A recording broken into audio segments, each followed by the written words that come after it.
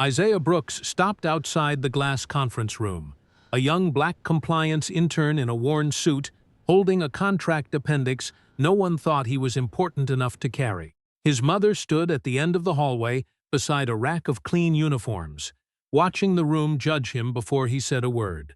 Inside, a trusted interpreter smiled between two delegations, turning a $240 million international deal into something only he seemed to control.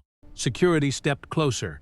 Isaiah touched the old dictionary in his jacket and looked at the CEO. Before you sign, ask why both sides heard different promises. The rain over Bay Street did not fall hard. It fell with patience, silver lines sliding down the glass walls of the Waverly Crown Toronto, turning the city below into a blur of headlights, umbrellas, and dark coats moving through the financial district. On the 18th floor, the weather made no sound.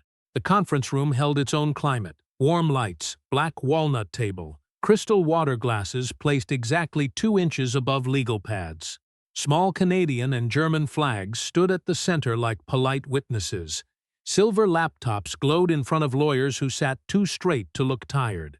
At the middle of the room, Julian Strasser translated every sentence with the smooth confidence of a man who knew everyone depended on him and no one could check him. Warren Ellery, 61, founder and chief executive of Ellery North Infrastructure, listened from the head of the table with one hand folded over the other. Across from him sat Ingrid Meyer, CEO of Meyer Vault Systems, her gray suit sharp, her eyes colder than the rain outside. Between them sat a $240 million USD agreement, priced in US dollars for cross-border financing, that would rebuild energy storage systems across 3 Canadian provinces. One wrong clause could cost years. One wrong word could cost more. Isaiah Brooks stepped out of the service elevator with the latest contract appendix under his arm. Using the temporary service level pass the hotel had issued to Ellery North's compliance team for document runs between the print room, storage office, and 18th floor conference suite. His suit was charcoal, clean, too old to be called elegant. His shoes were polished so carefully the worn leather at the toe looked almost intentional. His intern badge hung from a blue Ellery North lanyard. His email authorization was open on his phone.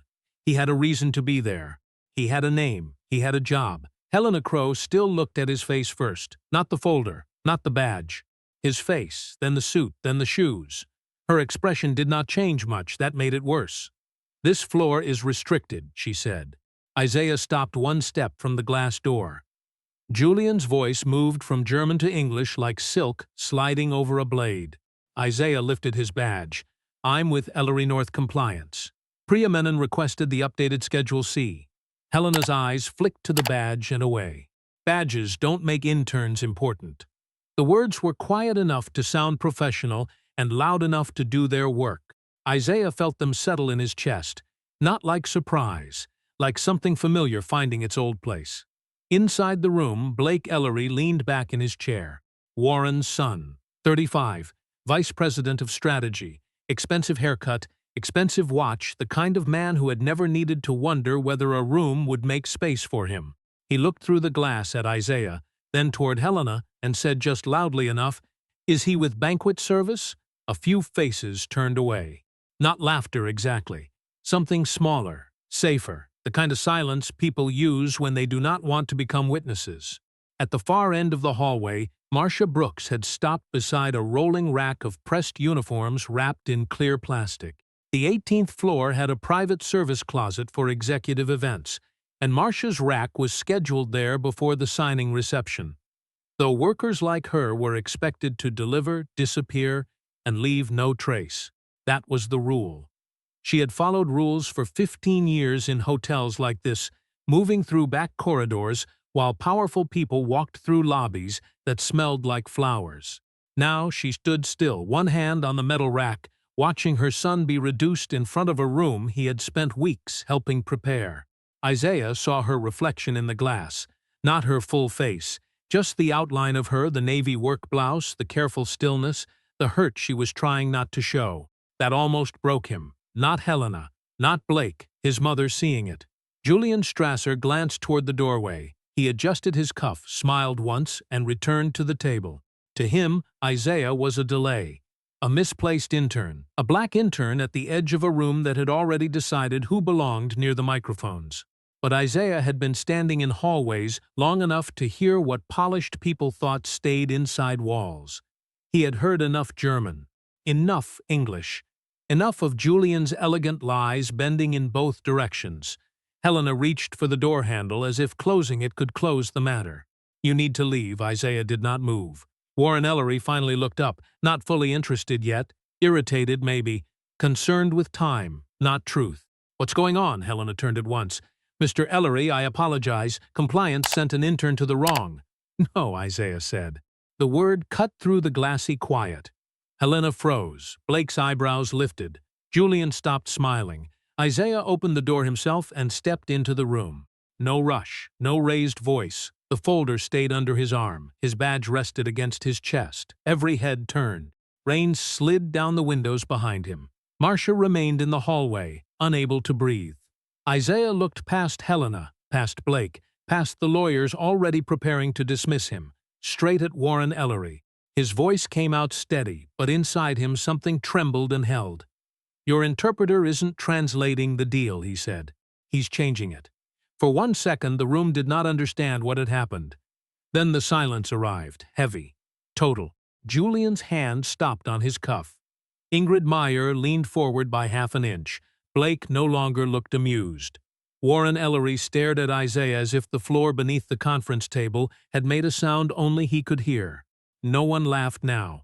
40 hours earlier, Isaiah Brooks entered the Waverly Crown Toronto through the staff corridor, not the front doors. He could have used the lobby. His badge allowed it. His name was on the Ellery North compliance list. His email said he was assigned to the Meyer Vault negotiation file, 8th floor document room, 18th floor conference support, authorized access through Friday. But his mother worked below the building, and Isaiah had brought her pain medicine before sunrise, so he used the temporary service-level access printed on his conference pass and took the narrow hallway behind the loading dock where the air smelled of detergent, metal carts, and wet pavement.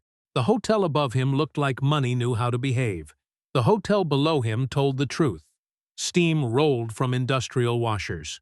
Uniform shirts hung in long plastic sleeves on steel racks. Black shoes squeaked on concrete. Someone laughed near the time clock, then stopped when a supervisor passed. Marcia Brooks stood near a folding table with a stack of pressed white jackets at her elbow, one hand braced against her lower back. She was 53, though the hotel had aged her in ways birthdays could not measure. 15 years in that basement. 15 years learning which executives took cream in their coffee, which managers snapped their fingers instead of saying names, which guests left stains and complaints behind, then walked upstairs clean. She knew everyone. Almost no one knew her. "Morning, Ma," Isaiah said, holding out the small brown paper bag from the pharmacy. Marcia took it, looked at his suit, then at his face. Mothers noticed what mirrors missed. "You didn't sleep. I read the German schedules again." "All night?" He gave a half smile. "Not all night." "That means yes." She opened the bag and slipped the medicine into her apron pocket. Her hands were dry from bleach, the skin around her knuckles pale and cracked. Isaiah hated that he noticed. He hated more that she tried to hide it by folding another jacket. "Big room today?" she asked. "Preparation room today. Main session tomorrow. Then stand like you belong before they decide you don't." He looked away because the sentence hit too close. Upstairs, the hotel changed. Concrete became carpet. Steam became warm light. Coffee came in porcelain cups, not paper sleeves. Men in tailored coats crossed the lobby without looking at the people who made that lobby shine. Isaiah had taken 3 steps past the concierge desk when a guest in a navy overcoat pushed a rolling suitcase toward him. "Can you take this up to 12? Isaiah stopped. The man did not see the badge, or maybe he saw it and translated it into something smaller. "I don't work for the hotel," Isaiah said. The man blinked, annoyed by the correction, not embarrassed by the mistake. "Oh, no apology." Just the suitcase pulled back as if Isaiah had failed some quiet test. In the elevator, a woman carrying a tray of coffees shifted it toward him while checking her phone. "Hold this a second." Isaiah looked at the tray, then at her. His badge hung between them. Ellery North Compliance Intern. Clear, blue, visible. She followed his gaze and gave a little laugh. Sorry, long morning. It was always a long morning for someone else. In the document room, a junior assistant he had never met pointed toward a back hallway and asked, "Do you know where staff storage is?" Isaiah glanced down at his badge again, not because he needed proof, but because he still had the old habit of checking whether the world had ignored what was right in front of it. "No," he said, "but legal binders are mislabeled. German Schedule B is in the English stack." The assistant stared, cheeks coloring, then turned away too fast. None of it was loud. No one shouted. No one used words that would look ugly in a report. That was the trick. Small assumptions, polite mistakes, quick looks, rooms that opened halfway, then waited for him to feel grateful for the gap. By noon, Isaiah's shoulders had tightened in a way he could feel under his suit jacket. When he returned to the basement to check on Marcia, she saw it at once. What happened? Nothing. That kind of nothing leaves marks. He breathed out, slow. A guest thought I was bell staff. Someone handed me coffee. Someone asked me where storage was. Marcia folded a shirt with careful edges. And you corrected them? Yes. Good. Then she looked up. Her voice softened, but not her eyes. Stand tall. Don't give them the anger they already wrote for you. Isaiah nodded. He did not trust himself to answer. In his inside pocket rested the old German-English dictionary she had bought him years earlier at a used bookstore in Kensington Market, back when he was 17 and trying to teach himself the language from energy policy reports he barely understood. The brown cover had peeled at the corners. The spine had split once and been repaired with clear tape. Inside the front cover, in Marcia's blue pen, were the words he had read so many times the paper seemed to hold his thumbprint. Words open rooms. Walk in standing tall. She had paid for that book with overtime from this basement, not a grand gift, not an expensive one. Something better. A door bought by hands the world kept trying not to see. Isaiah touched the outline of the dictionary through his jacket and turned toward the service elevator. Above him, the glass hotel waited. So did the room. The first wrong sentence reached Isaiah outside a half-closed conference room, where an AV technician had left the side door unlatched after replacing a conference speaker. He had just come from the print room on the 8th floor, carrying a warm stack of revised appendices against his chest. The paper still smelled faintly of toner. His phone buzzed twice in his pocket, both messages from the compliance team asking where Schedule C had gone, but he did not answer. Through the narrow opening of the side conference room, he heard Ingrid Meyer speaking German in a tone that left no space for softness. Isaiah knew enough about Durham business language to hear the edges. Not anger. Precision. Meyer Volt will not proceed to final signature unless the independent environmental audit is completed before the second funding release, she said. Not suggested. Not preferred, required. Isaiah slowed. Inside, Warren Ellery sat with his jacket unbuttoned, one hand around a coffee cup he had not touched. Ingrid sat across from him, her legal advisor beside her, both watching Julian Strasser. Julian leaned forward with that calm, polished face people trusted because it never seemed rushed. He listened, nodded once, then turned to Warren and said in English, "Messrs. Meyer is comfortable with the current audit language." Isaiah stopped completely. The hallway kept moving around him. A hotel runner passed with a tray of empty glasses. Somewhere behind him, an elevator chimed. But his mind held on to that sentence and would not let go. Comfortable. Current audit language. That was not what she had said. Not close. Not even shaped like the same meaning. He shifted the appendices in his arm and looked through the gap. Warren seemed relieved. His shoulders dropped half an inch. Ingrid watched Julian, waiting for the bridge between her words and Warren's understanding, because both sides had agreed that the certified interpretation and bilingual written schedules would form the official negotiation record, even when some people in the room understood enough English to follow the general direction. She did not know the bridge had already cracked. Warren answered in English, careful but firm. "We can discuss a flexible audit window if it keeps the launch on schedule." Julian turned back to Ingrid and translated into German, smooth as water over stone. He told her Warren had agreed fully to a mandatory audit before deployment. Isaiah felt his stomach tighten. Now both sides were nodding. Warren thought Ingrid had softened. Ingrid thought Warren had committed. The room had two agreements inside it, and neither one was real. Isaiah took one step toward the door, then stopped. His badge suddenly felt light, almost foolish, hanging against his chest. Compliance intern, temporary access, temporary email, temporary chair in meetings where people forgot his name unless they needed copies. Julian Strasser had translated for Ellery North for years. He wore tailored suits and spoke 5 languages with a voice that made uncertainty sound expensive. Isaiah was 24, new to the company, still learning which rooms allowed him to speak and which only allowed him to carry paper. If he interrupted and he was wrong, he would become the story before lunch. The intern who overstepped. The young black man who confused confidence with authority. The mistake HR would discuss in careful language. If he was right, it was worse. Because then Julian was not making errors.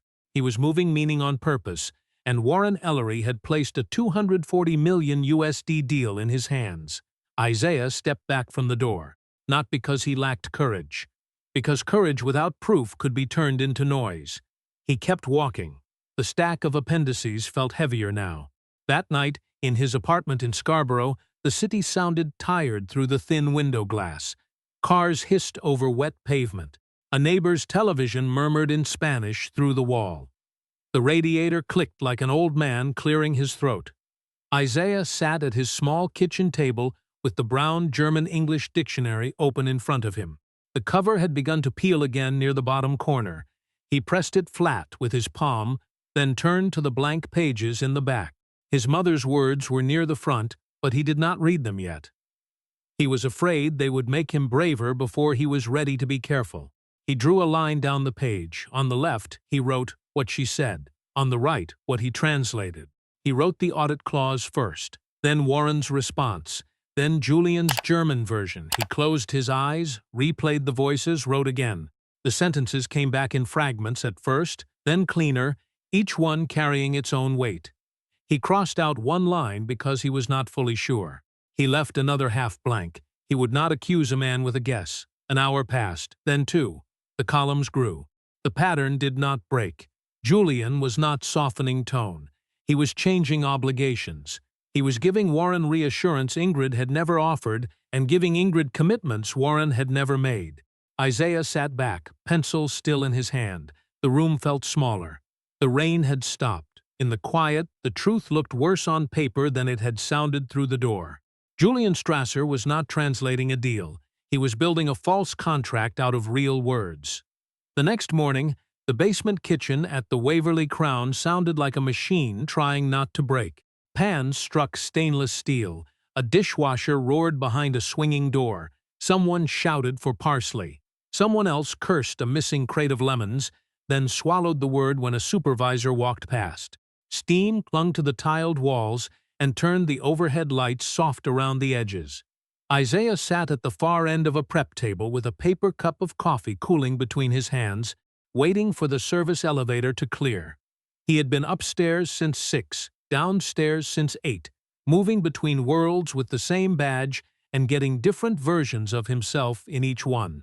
Up there, he was the intern people forgot until a document was missing. Down here, he was Marcia's son, the quiet one in the suit who said good morning to dishwashers by name. Etienne Laroche stood near the supply desk with a phone pressed to his ear, his white chef's coat open at the collar, gray hair pushed back from a forehead shiny with heat. He was arguing in French so fast the words seemed to run into each other. Montreal supplier, missing invoice, wrong date, wrong line. The kind of small disaster that could ruin a banquet for people who would never learn who saved it. Non. Regarde la ligne 4, Etienne snapped. Isaiah kept his eyes on his coffee. He had promised himself he would not step into other people's problems unless asked. Yesterday had already filled his head with enough trouble, but Etienne repeated it again. Line 4, wrong line. Isaiah heard the supplier answer through the thin phone speaker, defensive and tired. The date had not moved on line 4, it had moved on line 7. Isaiah waited one breath, 2. Then he said quietly in French, "It's line 7. The date changed from the 8th to the 18th. Etienne stopped speaking. Not paused, stopped. The kitchen noise went on around him, but his face turned slowly toward Isaiah. Pardon? Isaiah lifted one hand, almost apologetic. Line 7, the delivery date. That's where the error is. Etienne stared, then spoke into the phone again, this time checking. The supplier went quiet. Paper rustled on the other end. Then came the answer. Isaiah did not need to hear every word. Etienne's face told him enough. The date was on line 7. The chef lowered the phone. You speak French. A little. Etienne's eyebrows rose. That was not a little. He switched to faster French, sharper, full of Quebec rhythm and kitchen impatience. Isaiah followed most of it. Not all. He answered carefully, choosing clean words instead of pretending elegance. A prep cook from Valencia, drying his hands near the sink, turned around with a grin and asked Isaiah something in Spanish. Isaiah answered. The prep cook laughed once, surprised. Your accent is strange. My reading is better than my arguing, Isaiah said in Spanish. That made the man laugh harder, not mocking, delighted. The room shifted. A few people looked over, not the way executives looked, measuring rank, the way tired workers looked when the day gave them something unexpected and harmless. Etienne ended the call, then leaned against the supply desk, studying Isaiah with open curiosity. Compliance intern, he said. French, Spanish. And yesterday I heard you ask for the German binder like you knew what was in it. Isaiah took a sip of coffee and regretted it. Bitter, burnt, basement coffee. I was born in Buffalo, but my mother moved us to Scarborough when I was 13. My building had more languages than working elevators. French came from school. Spanish came from neighbors. German came later. Why German? Energy policy. Trade documents. I wanted international compliance. Germany shows up everywhere if you follow clean infrastructure. He said it simply because it was simple to him. Years of night classes near Eglinton Station, free audio lessons on buses, legal vocabulary copied by hand after shifts, not genius. Not magic. Repetition. Loneliness. Wanting a door badly enough to learn the shape of its lock. Etienne's expression softened, but Isaiah did not want pity. He reached into his jacket and pulled out the old brown dictionary. The kitchen light caught the tape along the spine. He opened to the back pages and turned the book so Etienne could see the 2 columns. What she said. What he translated. Etienne read slowly. His German was not fluent, but business language had cousins across Europe. Audit. Release. Obligation. Approval. He read the English column, then the German again. The lines between his brows deepened. The kitchen noise seemed to move farther away. This is not a mistake, he said. Isaiah looked at the page instead of the chef. That's what I think. No! Etienne tapped one finger near the second column, careful not to smudge the pencil. This is not what someone does when tired. This is what someone does when planning. Isaiah closed his hand around the edge of the table. For a moment he wished Etienne had laughed it off. Wished he had said Isaiah misunderstood. Wished the truth had stayed small enough to ignore. What if they say I'm just trying to get attention? Isaiah asked. The question came out lower than he wanted. Etienne looked at him for a long second. He had worked in hotels long enough to know which people were believed first and which people needed receipts for the air they breathed. Then don't bring attention, he said. Bring proof. Isaiah looked down at the dictionary, at the pencil marks, at the old paper his mother had bought with basement overtime. Something inside him settled. Not calm, not yet. Direction. He picked up the pencil tucked inside the spine and wrote the chef's sentence on the margin beneath the columns. Bring proof. Then he closed the book, wrapped the rubber band around it, and slid it back into his jacket. Upstairs, the room was waiting. This time he would not walk in with suspicion. He would walk in with records. By late afternoon, the main negotiation room looked ready to bless a mistake. The rain had thinned outside the glass, leaving Bay Street dark and shining below, every taxi roof catching the gray light. Inside, nothing looked uncertain. The black table had been cleared and reset. Fresh water glasses, new legal pads, updated binders placed in perfect stacks, including the bilingual alignment notes Julian had prepared for both legal teams to reconcile the German schedules with the English draft. The revised Schedule C sat in Isaiah's hands outside the glass wall, still warm from the printer, its top page marked with a red digital stamp from compliance. He had read it twice in the hallway. Then a third time, slower. Something about the numbers made the back of his neck tighten. Julian Strasser sat between Warren Ellery and Ingrid Meyer as if the whole room had been built around his chair. His suit was charcoal, his tie dark blue, his hair brushed back without a strand out of place. He did not look like a man lying. That was the danger. He looked like a man people paid so they would not have to worry. Ingrid spoke first in German, her tone clipped and controlled. She referred to the independent advisory fee, a charge tied to outside review of the battery storage rollout. Julian turned to Warren and called it a technical implementation fee, a phrase so ordinary no one looked up. Priya Menon made a note. Blake Ellery checked something on his tablet. Warren nodded once. Isaiah watched through the glass and felt the old dictionary press against his ribs beneath his jacket. One word had shifted, and a whole category had moved with it. Advisory became technical. Independent became operational. Review became rollout. A fee meant to protect both sides became a cost no one would question once the invoice arrived. Then came the delay clause.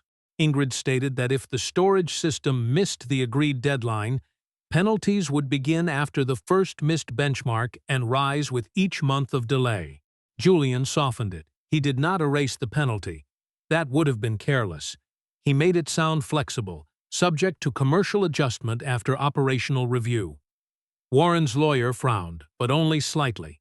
Julian smiled at the exact moment the frown might have become a question.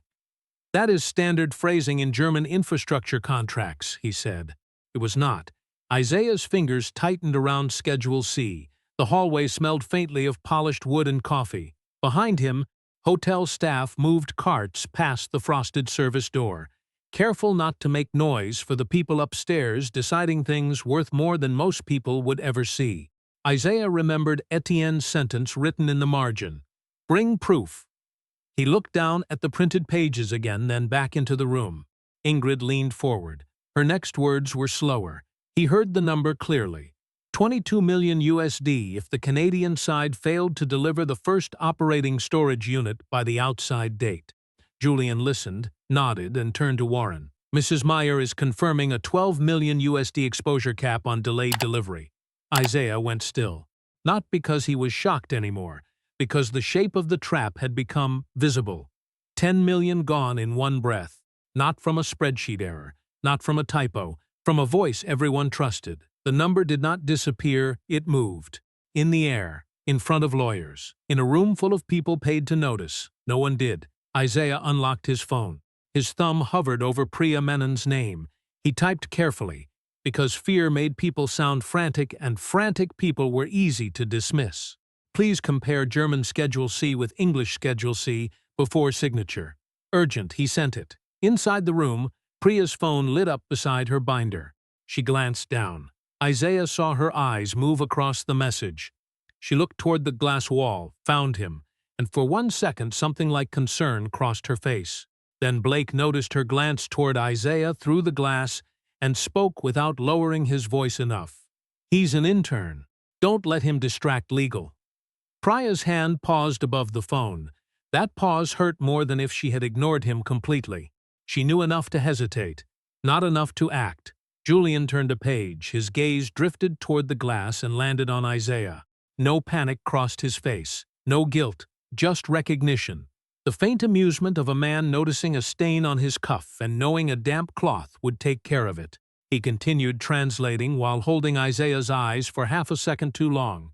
Then he looked away and adjusted his cuff. A small movement, smooth, almost elegant. Isaiah felt his pulse in his throat.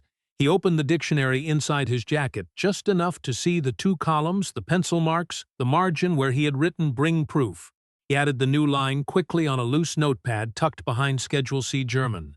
22 million USD late delivery penalty. English oral translation. 12 million USD exposure cap.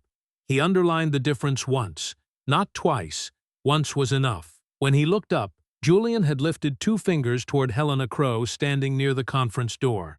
Nothing dramatic. No words. Just a signal from one polished person to another. Helena followed his gaze and saw Isaiah outside the room, documents in hand, badge visible, still not gone.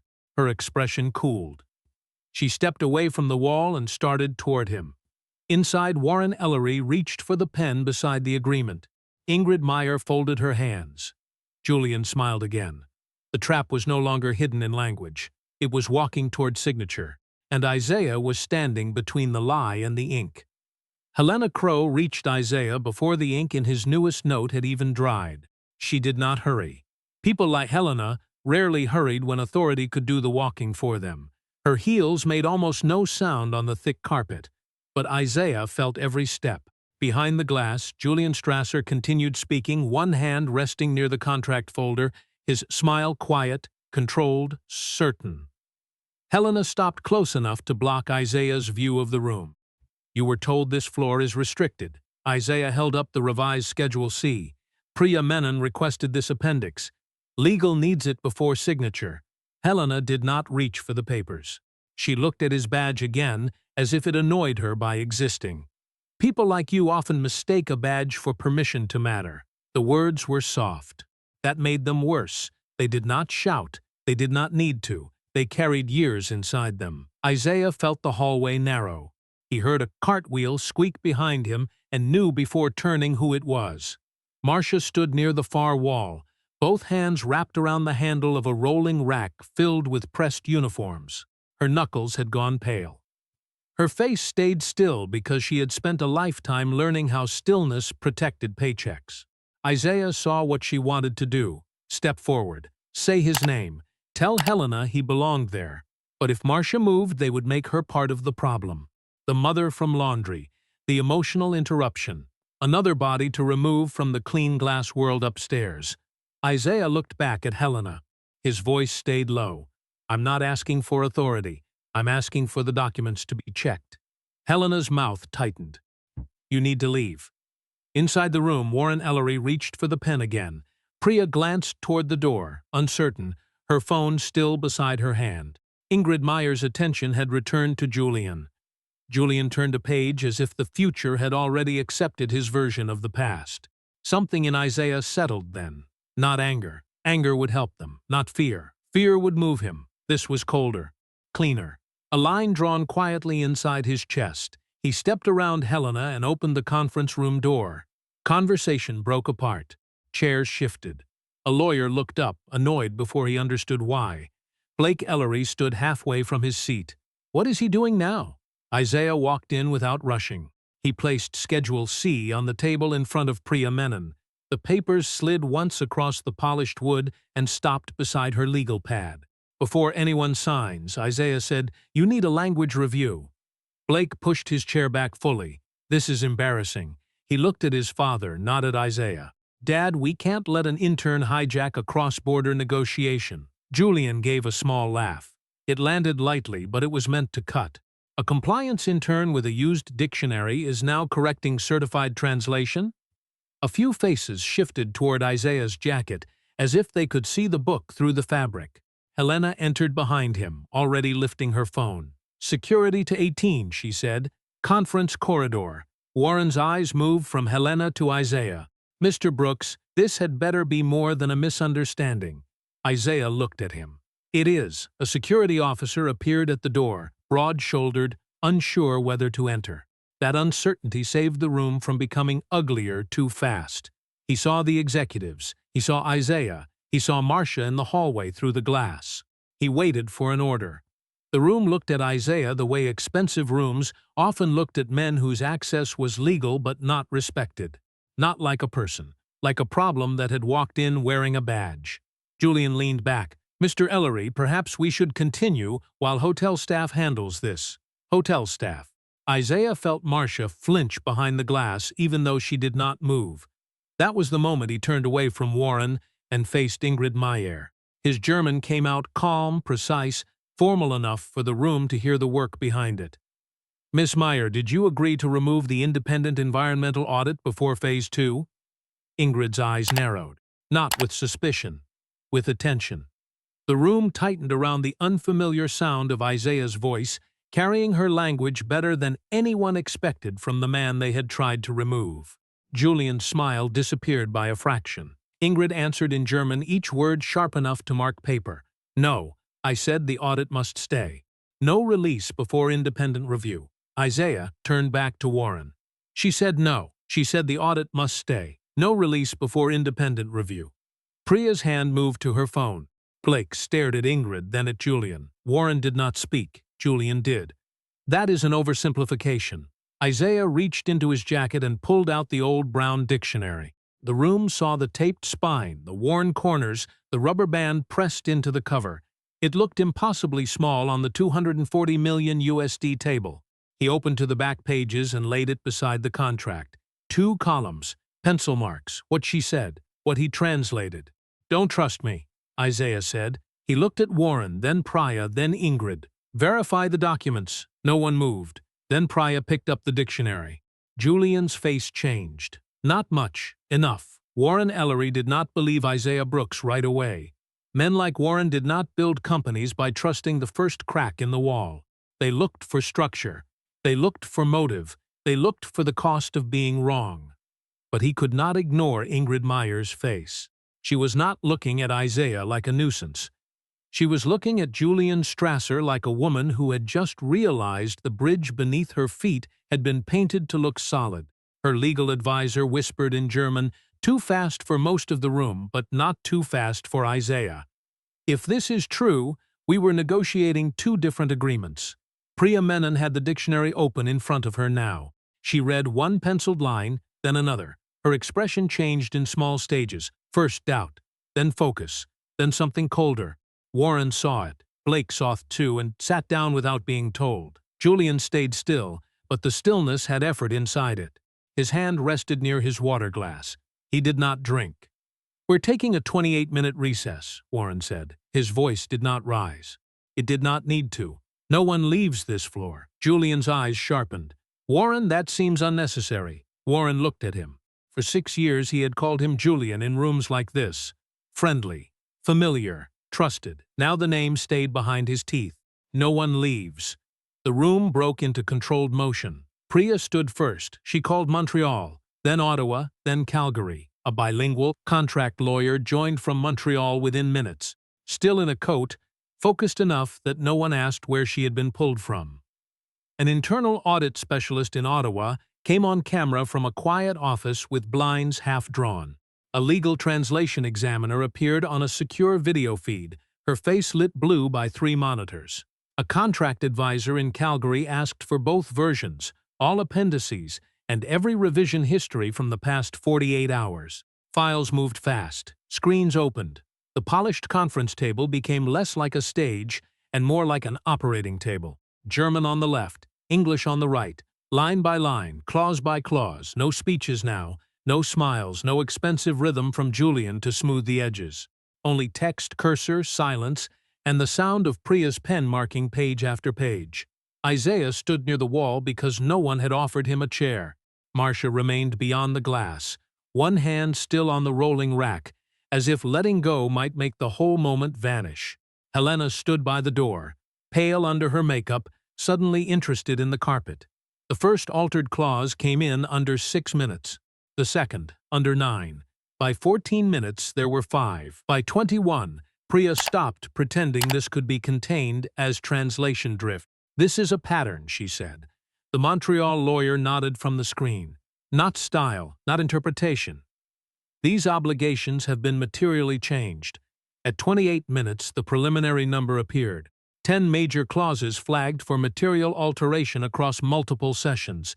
Delay penalties softened in English. Audit requirements hardened in German. Profit-sharing language bent just enough to make both sides believe they had protected themselves. A Vancouver intermediary account disguised under different labels: technical support, implementation review, advisory release, success fee. 4 names for the same door. The first conflict search showed the Vancouver company had appeared in prior invoices connected to Julian's translation work, and the possible family link would be confirmed later, but the pattern was already enough to stop the signature. Priya read the estimate once, then again because the room needed to hear it without mistake. If signed as drafted, preliminary exposure to Ellery North is approximately 36 million USD. The number settled over the table. Not loud, heavy. $36 million, money that would have disappeared through clean invoices and polite emails. Warren walked out into the hallway. Not far, just enough to stand by the glass and look down at Bay Street, where traffic moved in thin red and white lines through the rain. From the 18th floor, people became motion without faces. He thought of how easily rooms lied when everyone inside them believed the right suit meant the right truth. He had negotiated with ministers, boards, banks, unions. He had prided himself on reading people. For 6 years he had read Julian's polish as precision. He had mistaken smoothness for honesty. Isaiah stood a few steps behind him, the old dictionary closed in his hand. Warren did not turn at first. "Why didn't you come to me sooner?" Isaiah looked through the glass at his mother. Marcia stood beside the uniforms no one upstairs wanted to imagine until they needed them spotless. Her eyes were on him, steady and wet but not broken. Isaiah felt every hallway he had ever been stopped in, every badge ignored, every correction treated like attitude. When he answered, his voice was quiet enough that Warren had to listen. "Because people like me learn early that being right is not always enough." Warren turned then. No defense came to his face. No quick apology. Just the stunned silence of a man who finally understood the cost of a room that only hears certain voices after the damage is already on paper. Warren Ellery returned to the conference room with the kind of silence that made everyone sit straighter before he said a word. The rain had started again, tapping faintly against the glass behind Ingrid Meyer, but inside the room every sound felt too exposed. A pen rolling half an inch, a laptop fan, Julian Strasser adjusting his chair as if posture could repair what the documents had broken. He still looked composed. That was the last tool he had. Composure. The tie was straight, the cufflinks aligned, the voice ready. Warren walked to the head of the table and remained standing. Priya Menon stood beside the large wall screen, one hand on the keyboard, the other holding Isaiah's old dictionary like it belonged in evidence. Isaiah stayed near the side of the room. Not hidden anymore. Not welcomed either. Seen. There was a difference, and the whole room was learning it the hard way. "Before anyone draws conclusions," Julian said, his voice smooth but thinner now, "I think we need to acknowledge the difference between academic German and commercial German. Mr. Brooks has clearly studied the language, but this is specialized negotiation context. Nuance matters." He glanced at Isaiah when he said nuance, like the word itself could put him back in his place. Blake looked down at the table. Helena stood near the door with her phone clutched in both hands, no longer speaking into it, no longer calling anyone. The security officer had stepped back into the hallway. No one had told him to leave. He had simply understood the room had changed. Priya clicked once. The screen lit up. German text on the left, English text on the right, yellow highlights across the places where meaning had bent. Audit before release became audit language acceptable. 22 million USD became 12 million. Independent advisory review became technical implementation. Vancouver intermediary account appeared under 3 separate labels. Priya did not dramatize it. She did not need to. "These are material changes," she said. Repeated across 10 clauses. Multiple sessions. Same direction of benefit. Julian's jaw moved once. "That is an aggressive interpretation." Ingrid Meyer looked at him then. She had not raised her voice all day. She did not raise it now. Her eyes did enough.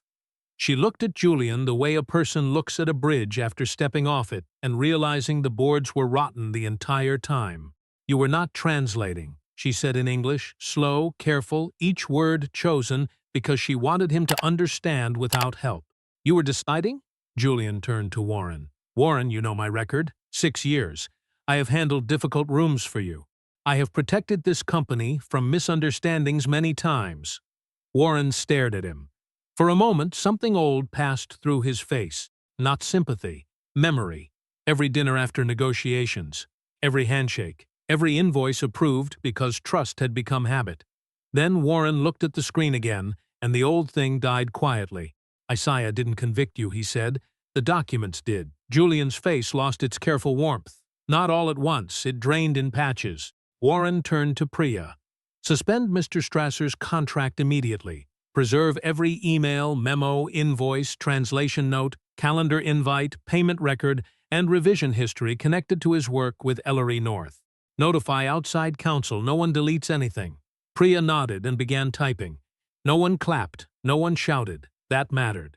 This was not revenge. Revenge would have made the room feel cleaner than it deserved. This was documentation. This was consequence. This was the end of one man's power to stand between two sides and make both hear the lie he preferred.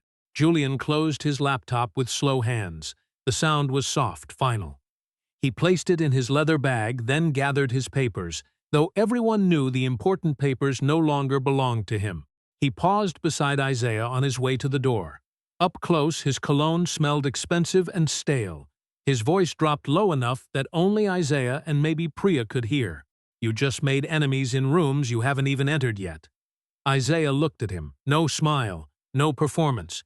Then I'll enter them with records. Julian's eyes hardened. For 1 second he looked ready to answer. Then he saw the phones, the screen, Warren, Ingrid, Priya, the security camera above the hallway door. He swallowed whatever was left and walked out. Helena stepped aside too quickly. Blake still had not looked at Isaiah. His face had the pale stiffness of a man realizing silence had made him part of the record. Helena understood it too. The hallway camera, the witness list, the access emails, her own words, the way she had tried to remove the person who had brought the truth. Beyond the glass, Marcia Brooks stood beside the rack of uniforms, both hands now loose on the metal handle. She was not crying. Not yet. She watched her son return to the table and place the old brown dictionary beside silver laptops, legal binders, and the unused signing pen.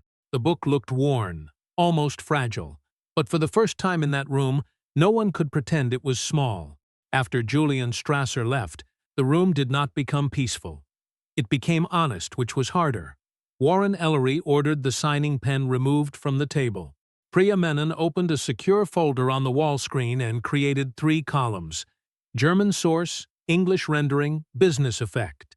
The new legal interpreter joined by encrypted video from Montreal. A woman named Elise Hartman with silver-rimmed glasses and the tired eyes of someone who had been pulled into a crisis before dinner. She did not smile. She asked for the glossary, the revision history, and the authority to stop the discussion whenever a term carried legal weight. Warren gave it to her. Then he looked at Isaiah. Stay. Blake's head snapped up. Dad, he's still an intern. The sentence landed badly. Worse, because Blake knew it before the room reacted. Warren did not turn toward him right away. He kept his eyes on Isaiah, on the old dictionary sitting beside the legal binders, on the young man everyone had almost let security remove. Today, Warren said, that intern saw what every senior person missed. Blake sat back. His face went still, but not calm. Shame has a way of looking like anger before it learns its own name. Isaiah did not move toward Julian's empty chair. He understood the trap in that too. One false step and the room would turn him into a story it could dismiss later. The intern who took over, the miracle employee, the exception used to avoid discussing the rule. So he pulled a side chair closer to Priya, opened a fresh notepad and wrote at the top, Language Integrity Observer. Not translator, not hero, observer. The renegotiation began where the damage had been deepest. Environmental audit before Phase 2, release schedule, delay penalties, Vancouver intermediary account, independent review rights.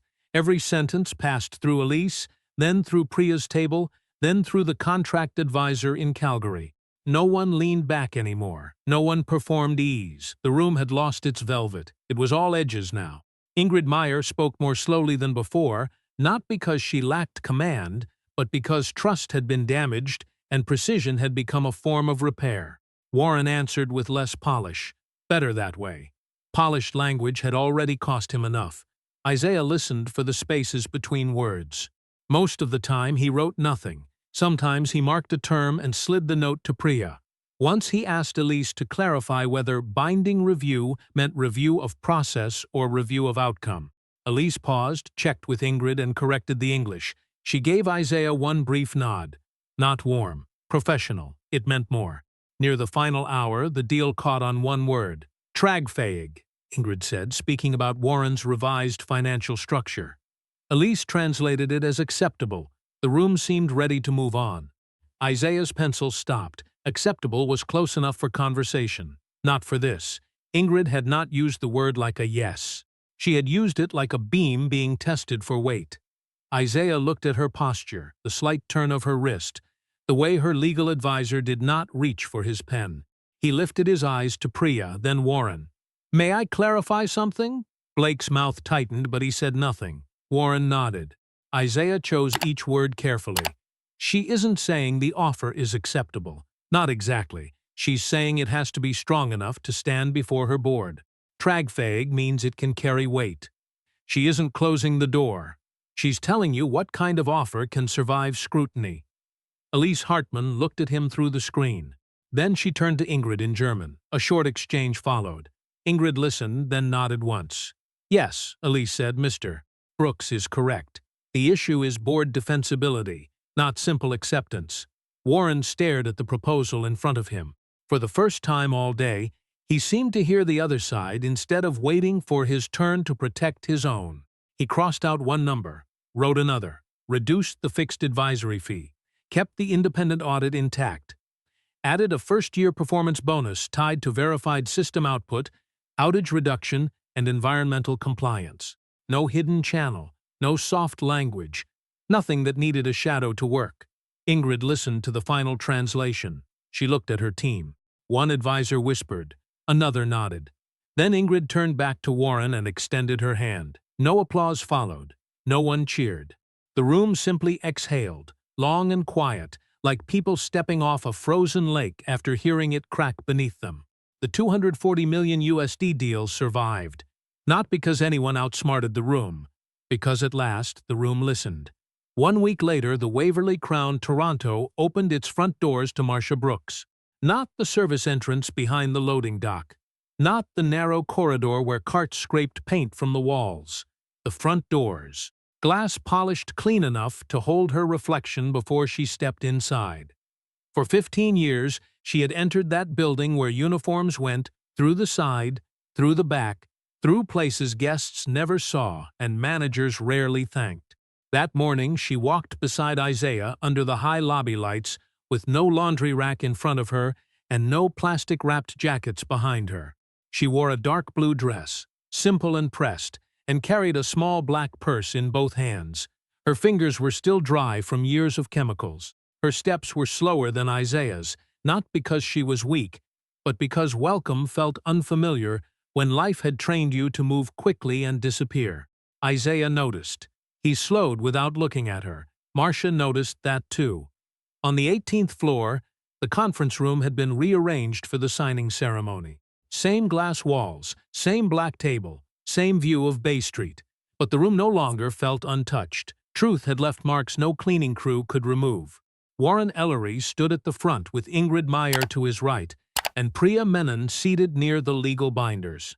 Blake Ellery stood near the wall, quieter than Isaiah had ever seen him. Helena Crow was not present. Her name had gone into internal review with hallway footage, access logs, witness statements, and the email trail showing Isaiah had been authorized to deliver the documents she tried to keep out. No one mentioned Julian Strasser. That silence had weight. Warren stepped to the microphone. He did not smile for the cameras. He did not soften the story into something easy for the company newsletter.